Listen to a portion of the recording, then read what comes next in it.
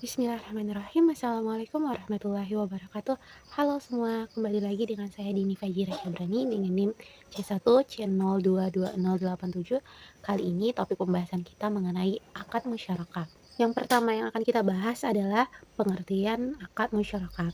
Berdasarkan PSAK nomor 106, akad musyarakah diartikan sebagai kesepakatan kerjasama antara dua pihak atau lebih, yang mana setiap pihak menyertakan menyepakati dana untuk disetorkan. Dana yang disetorkan ini merupakan kontribusi bagi setiap pihak. Nah, nantinya dari kerjasama ini keuntungan akan dibagi berdasarkan ketentuan yang setelah disepakati di awal, dan kerugian akan ditanggung berdasarkan porsi masing-masing.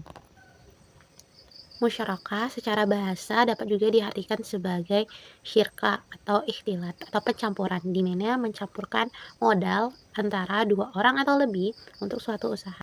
Nah, nantinya dalam akad musyarakah ada yang dikenal sebagai jaminan, di mana jaminan di sini dimaksudkan untuk menghindari terjadinya kesalahpahaman antara dua orang mitra, di mana biasanya kadang itu mitra melanggar suatu perjanjian, maka dibolehkan adanya jaminan.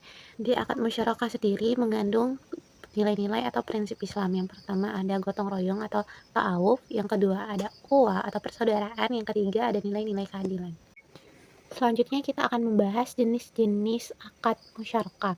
Yang pertama ada syirka amil, di mana syirka amil sendiri terjadi ketika ada kepemilikan bersama antara suatu usaha atau bisnis. Yang kedua ada syirka al-uqud atau kontrak, di mana syirka al-uqud ini adalah kesepakatan kontrak antara dua orang atau lebih, di mana mereka membuat suatu kesepakatan untuk mencapai tujuan tertentu. Nah, syirka al-uqud ini atau kontrak ini dibagi lagi menjadi 4 jenis, yaitu sebagai berikut. Syirka abnan atau syirka fisik, di mana dua orang tadi yang berkesepakatan bekerja sama untuk menyelesaikan suatu pekerjaan tertentu dan mereka sepakat untuk berbagi hasil yang sama. Yang kedua ada syirka wujud, di mana kedua pihak yang berkesepakatan tadi sepakat untuk tidak menyertakan modal.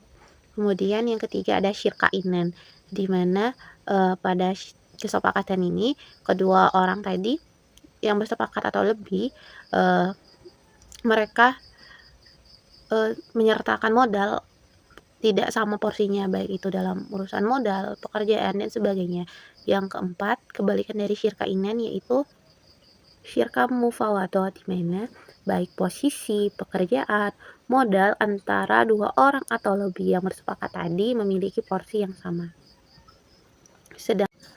Selanjutnya jenis musyarakah berdasarkan PSAK nomor 106/44 dibagi menjadi dua, yaitu yang pertama ada musyarakah permanen, di mana nilai atau modal musyarakah tersebut sama dari awal akad hingga akhir akad. Yang kedua ada musyarakah menurun atau musyarakah mutanakhisoh, di mana dana dari mitra akan dialihkan ke mitra yang lainnya, sehingga dananya tadi yang cenderung disetorkan lebih besar di awal akan menurun seiring waktu, dan pada akhirnya di akhir masa akad akan memiliki nilai yang lebih kecil.